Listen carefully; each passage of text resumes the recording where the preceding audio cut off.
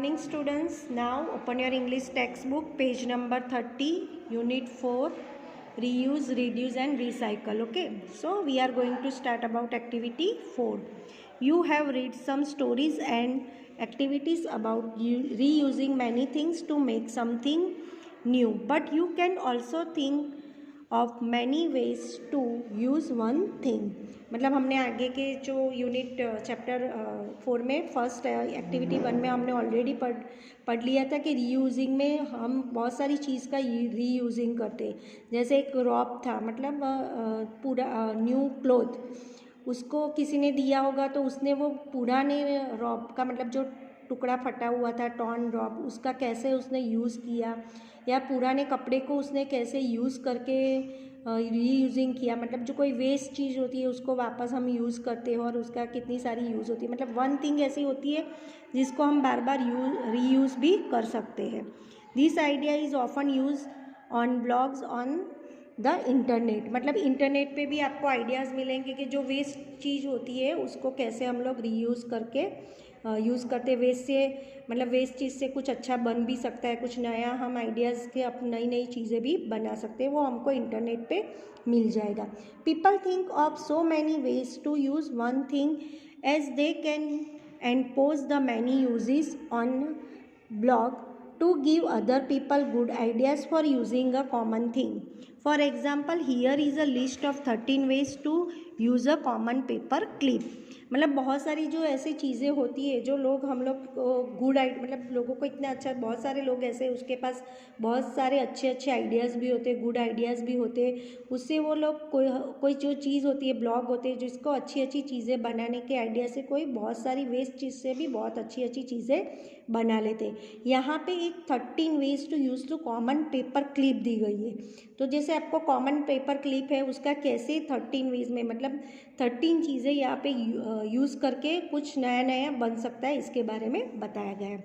तो फर्स्ट यहाँ पे है पॉक टाइनी हॉल्स। हॉल्स मतलब छेद, थोड़े छोटे छोटे छेद होते हैं ना, उसके लिए भी ये पेपर क्लिप का यूज़ होता है। क्लीन फिंगर नेल्स, हमारी जो फिंगर नेल्स होती है, यहाँ पे नेल्स के अंदर थोड़ा वो कुछ मतलब रबिश कचरा ऐसा घुस जाता है नेल्स के अंदर, तो वो भी हम पेपर क्लिप से भी निकाल सकते हैं।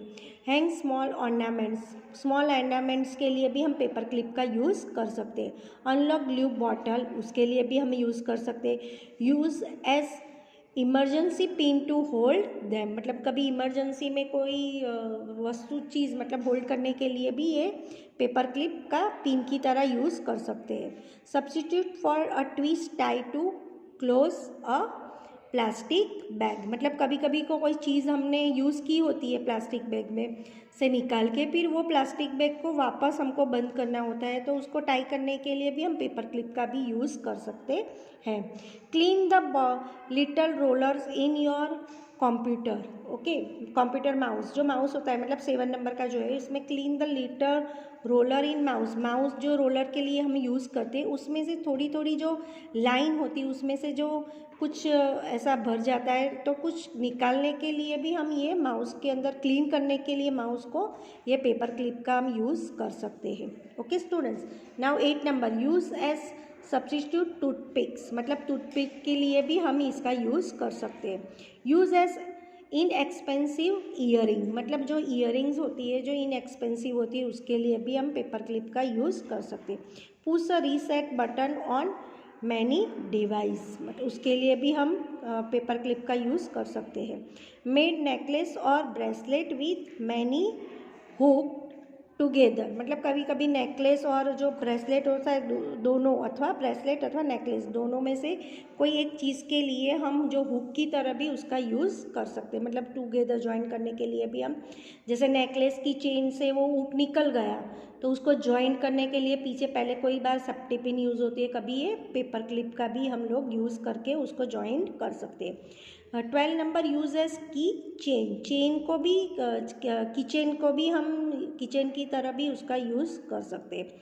होल्ड पेपर्स टुगेदर, मतलब जब भी पेपर्स ज़्यादा होल्ड करने के लिए, मतलब रखने के लिए मेन ये पेपर क्लिप है, तो पेपर के लिए तो हम ऑलवेज उसको यूज़ करेंगे ही करेंगे। Okay students, think of one more use for a paper clip, make a sure your use in not already on the list. Okay, तो आप लोगों को सोचना है कि ये think more use for paper clips का और make your sure use in already on this list. तो उसमें से फर्स्ट आएगा as a hair pin in case, यहाँ पे नहीं दिखाया है तो हेयर पिन के लिए भी यूज़ कर सकते हैं। टू पेंट नेल्स, नेल्स के लिए भी, नेल को पेंट करने के लिए भी यूज़ होता है जो यहाँ पे लिस्ट में नहीं बताया गया है। To clean